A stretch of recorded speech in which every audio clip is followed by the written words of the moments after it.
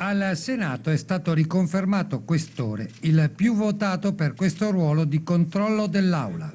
La mia mamma la prima volta che ha sentito sai questo cosa fa il poliziotto? No mamma, non è solo un nome per evocare alcune nostre competenze, tipo quello dell'intervento all'interno dell'aula. Ecco, per altri aspetti siamo gli amministratori del Senato. Antonio De Poli, UDC, al Senato è stato rieletto candidato dal centrodestra nel maggioritario. Sulle consultazioni al Quirinale per cercare di formare il nuovo governo dice: Ma intanto piena fiducia nel Presidente della Repubblica Mattarella.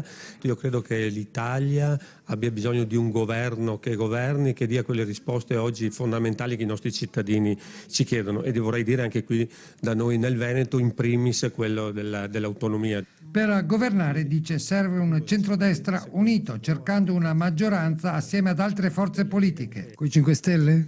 Ma anche eventualmente con i 5 Stelle, se ci può essere un governo con temi e obiettivi ben chiari dall'inizio, si può governare. Tempi per un possibile accordo? O nel giro di una settimana viene fuori il governo, quindi strabiliando tutti, anche il sottoscritto, oppure ci vorrà qualche mese per raggiungere l'obiettivo.